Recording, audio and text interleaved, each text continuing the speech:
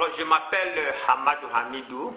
Je suis un Camerounais à Yaoundé, enseignant. Bon, peut-être pas de formation, mais par conviction, par amour. Je tiens le micro. Alors, comment faire pour avoir un monde meilleur? D'abord, si on se rend bien compte, tous les problèmes, toutes les guerres que nous avons à travers le monde, si on essaie un peu de bien réfléchir, ça tire leur source dans les problèmes religieux. Je m'explique. Parce que j'ai l'impression comme si les hommes avides de pouvoir et d'argent ont essayé de chercher des stratégies pour mettre des gens en difficulté. Mais ils se sont rendus compte que la seule chose qui peut bien diviser les gens, c'est la religion. Parce qu'auparavant, dans l'histoire, on a eu des guerres de sécession, des guerres intestinales, des guerres même entre familles et tout, mais ça a eu fin. Mais quand on s'aperçoit bien, on se rend compte que les guerres de religion ne finissent pas. Prenons l'exemple Palestine-Israël. Ce sont des guerres, moi depuis avant ma naissance même, il y a eu toujours ça, même après, il y a toujours ça, la guerre des religions. Et partout, comment on appelle, ces gens qui mènent le feu un peu partout, ils passent toujours par la religion parce qu'ils se sont rendus compte que les gens ont beaucoup plus la foi en leur religion. Ils passent donc par ça. Comme la religion c'est un dogme, on ne réfléchit pas. On dit si tel ne fait pas comme toi comme ça, il faut les tuer. Si tel ne fait pas comme ça, il faut les tuer. Donc, partout, que ce soit ici en Afrique, que ce soit même en Europe, que ce soit même en Amérique, vous allez voir beaucoup plus. C'est-à-dire, derrière chaque conflit, les gens partent toujours derrière la religion, c'est-à-dire, ils essaient de monter les peuples. Et généralement, ce sont des peuples qui ont parfois des religions un peu soit voisines, soit diamétralement opposées. Mais on voit telle communauté qui est dans des religions, telle autre communauté. Maintenant, on cherche maintenant à créer un problème. Soit un problème, ils partent peut-être comment on appelle, des ressources du sous-sol. Parfois, ce sont les problèmes, c'est-à-dire ce sont des personnes qui sont là, qui ont leur seul intérêt, satisfaire leurs sales besoins. C'est-à-dire des pyromanes, comme on dit, on met le feu et autres partout. Parfois, ce sont les problèmes du sous-sol. Alors, quand il y a peut-être des pays qui ont des richesses, ils trouvent des stratégies. Ils savent qu'en affrontant seulement deux peuples ou bien deux pays, ça ne donne pas les résultats escomptés, ce n'est pas rapide. Ils ne passent toujours pas des petits problèmes comme ça, mais en montant des communautés religieuses, parce qu'ils savent que les gens s'attachent trop à leur religion. Dans tous les pays, que ce soit en Europe, en Asie, en Amérique, ici chez nous en Afrique, c'est la même chose. Prenons le cas de ce problème par exemple en Centrafrique. Un problème qui est parti de nulle part pour dire que musulmans, chrétiens, alors que c'est un peuple, ça fait des lustres avant même l'arrivée même des Blancs, les gens vivaient déjà ensemble. Alors, d'où vient-il maintenant les gens ne s'entendent pas? Ils disent que non, tel a exploité ici, pourquoi tel a le pouvoir, mais il faut se partager le pouvoir et autres. Et puis si on voit bien, c'est presque le même peuple. Peut-être une partie a choisi telle religion, telle autre a choisi ceci. Maintenant, quelqu'un vient vous diviser. Et en Afrique, on accepte ça comme ça.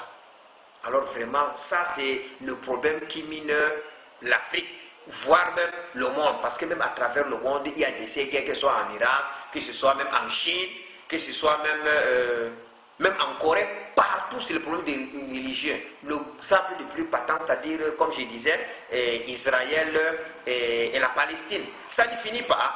Tout le monde voit. On voit, voilà la guerre qui est là. Mais là, il ne trouve pas de solution. On a tué, on a brûlé, on a saccagé. Et qu'est-ce qui est derrière tout ça? C'est un problème religieux parce qu'ils ne veulent pas qu'il y ait la paix dans ce monde. Alors que nous tous, il faut remonter l'arbre généalogique. Tout le monde, que ce soit chrétien, musulman ou n'importe qui, c'est Adam et Ève. Il y a Abraham qui est le père de tous les prophètes. Mais c'est reste que c'est-à-dire que ce soit le judaïsme, le christianisme et l'islam, c'est Abraham. C'est-à-dire que ce sont les descendants d'Abraham qui sont venus avec toutes ces religions. Alors, la religion, que ce soit n'importe quelle religion, la religion prône l'amour entre les peuples, prône l'entente. Aucune religion ne prône la haine. Il n'y en a pas. Donc ce n'est que les gens, c'est-à-dire qui sont de mauvaise foi, c'est-à-dire qui font semblant d'être de croyants, et c'est eux qui viennent créer la bataille. Je crois que tout le peuple du monde, pour un monde meilleur, on doit prendre conscience. On doit se ressaisir, on doit comprendre que nous venons tous d'un même géniteur. Et nous avons tous un même objectif. Nous implorons tous un même Dieu. Il n'y a pas le Dieu de telle religion, il n'y a pas le Dieu de telle autre religion. Pourquoi les gens ne peuvent pas prendre des exemples même sur, comment on appelle, sur juste les choses même, c'est-à-dire sur les créatures de Dieu, par exemple. Nous sommes dans tout le monde entier, il y a un seul soleil, hein, il y a une seule lune. Moi, je ne connais pas si à la lune, là-bas, à la lune, ici.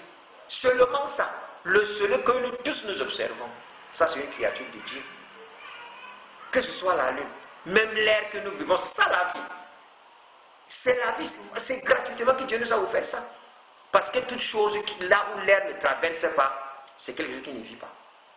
C'est pour ça que si quelqu'un est mort, n'a plus d'oxygène. Là où l'air ne passe pas, la chose là est morte.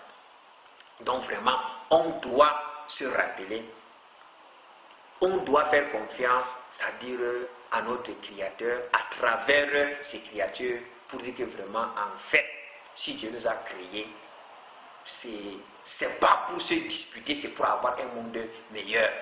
C'est pour ça que nous tous, que ce soit n'importe qui, est passé, c'est-à-dire le dernier point de chute là-bas, c'est Abraham. Nous sommes tous les enfants d'Abraham. Et nous allons tous mourir, repartir là-bas.